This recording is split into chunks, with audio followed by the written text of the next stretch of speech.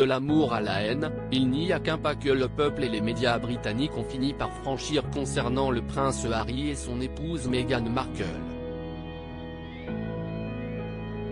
À l'époque, enceinte de leur premier enfant Archie, la duchesse de Sussex devient la cible de remarques racistes, d'attaques sexistes et misogynes et même de menaces de mort, campagne de haine amplifiée par les réseaux sociaux.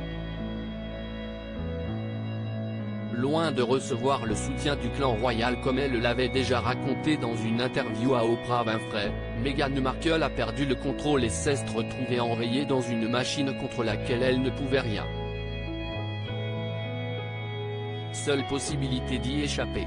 Que le couple prenne ses distances avec la monarchie et quitte le Royaume-Uni. En officialisant cette décision sur leur compte Instagram, Meghan Markle et le prince Harry ont déchaîné la colère des Windsor pour qui la communication est une étape à ne pas négliger pour ne pas montrer la moindre faille dans le système. Une réunion de crise, à laquelle la duchesse de Sussex n'a pas été conviée, a été organisée dans la résidence de Sandringham, d'ordinaire privilégiée pour les retrouvailles familiales de Noël, avec le prince Harry, son frère William, Charles III, toujours prince à l'époque, et la reine Elisabeth II. Une entrevue loin d'être décisive et efficace mais que le duc de Sussex n'oubliera jamais puisqu'il n'a pas été reçu comme il l'attendait.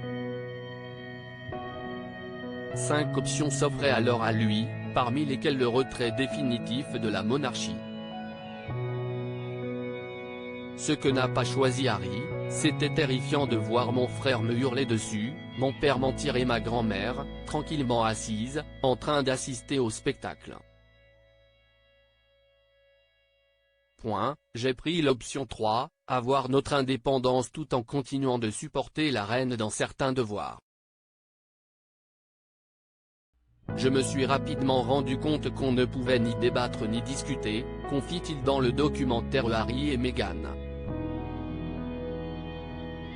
En quittant Sandringham, rien n'avait été clairement acté ou décidé. Le choix de Harry était pourtant bel et bien fait. Un départ sous tension. Meghan Markle et le prince Harry ont mis les voiles direction le Canada où ils se sont installés dans un manoir en bord de lac. Un semblant de nouvelle vie qui a jeté un grand froid sur leur relation avec le reste du clan Windsor.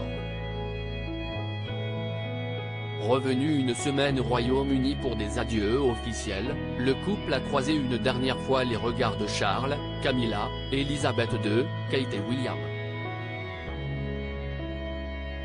Des derniers instants plutôt froids qui ont néanmoins signé leur délivrance.